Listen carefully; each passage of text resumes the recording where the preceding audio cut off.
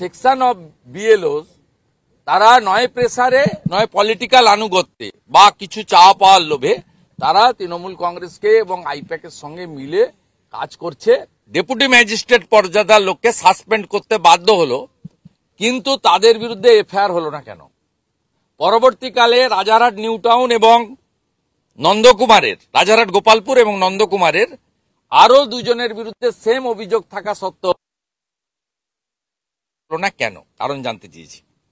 আমরা অভিযোগ করেছি ৫,৭০০ বিএলওর ব্যাপারে আপনাদের 1.1 থেকে 1.54 গাইডলাইন ভায়োলেশন হয়েছে।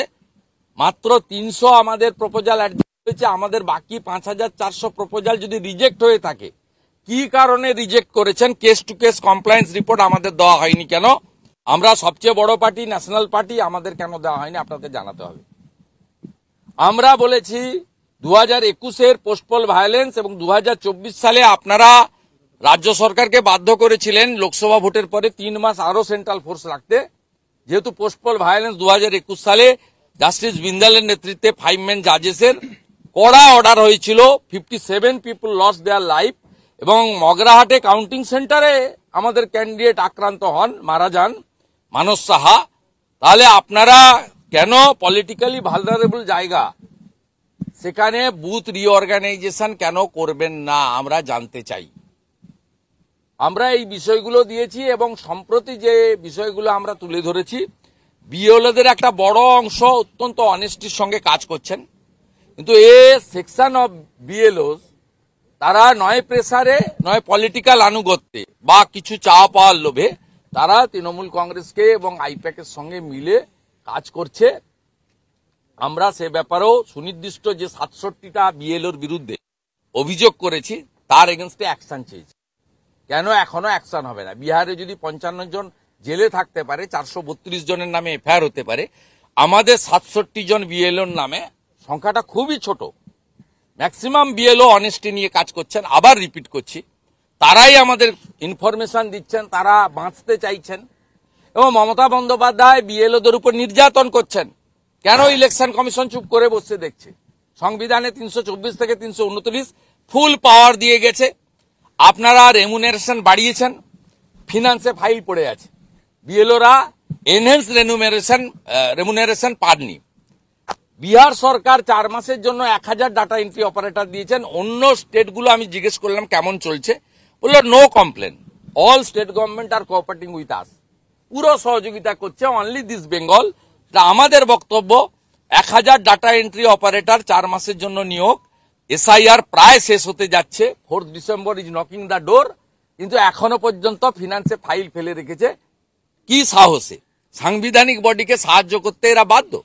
এরকম হাজারো অভিযোগ আছে। বাকি ডিটেলস মিস্টার শিশির বাজোরিয়া, মিস্টার জগন্নাথ চ্যাটার্জি তারা মিডিয়া গ্রুপে দিয়ে দেবেন, সেখান থেকে বাকিটা কালেক্ট করে নেবেন। আমরা ওভারঅল মিটিং করেছি, আমরা মিটিং এ স্যাটিসফাইড বলবো না, আমরা অ্যাকশন চাই, উই ওয়ান্ট অ্যাকশন। আমরা লফুল কথা বলেছি, আমরা ওনাদের পাওয়ার কেন এক্সারসাইজ হচ্ছে না বলেছি, ডকুমেন্ট এভিডেন্সের উপরে বলেছি। আমরা এবারে ছাড়বো না, পশ্চিমবঙ্গে মমতা ব্যানার্জিকে কিছু বেআইনি কাজ করতে দেব না, দশকর্মা ভান্ডার বানাতে দেব না। এসআইআর তার চিঠির উত্তর বিরোধী দলনেতা দিয়ে দিয়েছে। উনি যদি 2,75,00,000 মানুষকে প্রতিনিধিত্ব করে বলে থাকেন, আমিও বিজেপির এলওপি 2,33,00,000 মানুষকে প্রতিনিধিত্ব করি, আমি তার উত্তর মমতা ব্যানার্জিকে দিয়ে দিয়েছি, ইলেকশন কমিশনকে, যে উনি 12টা স্টেট ইউনিয়ন টেরিটরিতে হচ্ছে, নন বিজেপি গভর্নমেন্টের করছে, কোথাও কোনো অ্যালিগেশন নেই। এবং বিএলওদের মানসিক চাপ যন্ত্রণা যদি কেউ দিয়ে থাকেন মমতা ব্যানার্জি।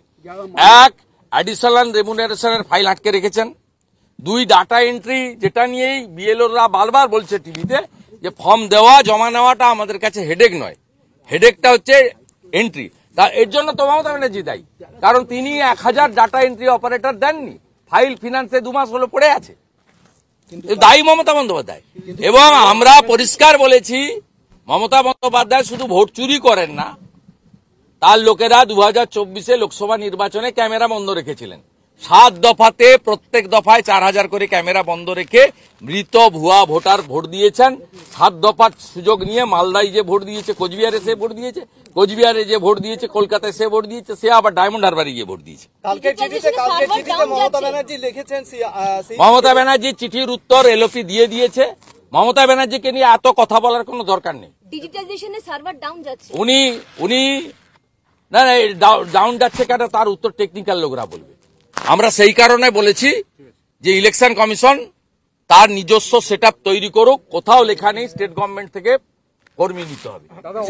অনেক বিএলও মারা গিয়েছে, 2জন বিএলও মারা গেছেন, একটা অভিযোগ হচ্ছে চাপ এসে গেছে এসআইআর এর এত চাপ। কে মারা গেছে? 2জন বিএলও তো মারা গেছে। তা আগের বার যেটা মারা গেছে তো আমি জেনেছি জয়েন্ট ভিডিওর জন্য মারা গেছে। এই তো মমতা ব্যানার্জি দায়ী। একজন মারা গিয়েছেন কে? পরশুদিন। ওইটাই তো বলছি। আর কালকে কোচবিহারে তো অ্যাক্সিডেন্ট। সব চালিয়ে যান না এসআইআর বলে। দাদা কে না বলেছে চালিয়ে যান। আজকের কলকাতা যত পেট খারাপ মাথা খারাপ যা হবে সবকে চালিয়ে জানি স্যার। কলকাতায় একাধিক জায়গায় ভূমিকম্প হয়েছে।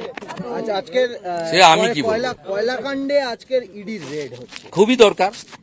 কয়লাকাণ্ড তো চলছে, পশ্চিমবাংলাও চলছে। সবচেয়ে বড় বেনিফিশিয়ারির নাম হচ্ছে ভাইপো। সিবিআইও রেড করছে বেশ কয়েকটি জায়গায়। রেট ফেট আমরা বিশ্বাস করি না, ধরে ঢুকিয়ে দিন ভিতরে। ডেপুটি ম্যাজিস্ট্রেট পর্যাদার লোককে সাসপেন্ড করতে বাধ্য হলো, কিন্তু তাদের বিরুদ্ধে এফআইআর হলো না কেন? পরবর্তীকালে রাজারহাট নিউ টাউন এবং নন্দকুমারের, রাজারহাট গোপালপুর এবং নন্দকুমারের আরো 2 জনের বিরুদ্ধে সেম অভিযোগ থাকা সত্ত্বেও হলো না কেন? কারণ জানতে চেয়েছি। আমরা অভিযোগ করেছি 5700 বিএলওর ব্যাপারে আপনাদের 1.1 থেকে 1.54 গাইডলাইন ভায়োলেশন হয়েছে। মাত্র 300 আমাদের প্রপোজাল অ্যাডজাস্ট হয়েছে। আমাদের বাকি 5400 প্রপোজাল যদি রিজেক্ট হয়ে থাকে, কি কারণে রিজেক্ট করেছেন case to case compliance report আমাদের দেওয়া হয়নি কেন? আমরা সবচেয়ে বড় পার্টি, ন্যাশনাল পার্টি, আমাদের কেন দেওয়া হয়নি আপনাদের জানাতে হবে। আমরা বলেছি 2021-এর পোস্টপল ভায়োলেন্স এবং 2024 সালে আপনারা রাজ্য সরকারকে বাধ্য করেছিলেন লোকসভা ভোটের পরে 3 মাস আরো সেন্ট্রাল ফোর্স রাখতে।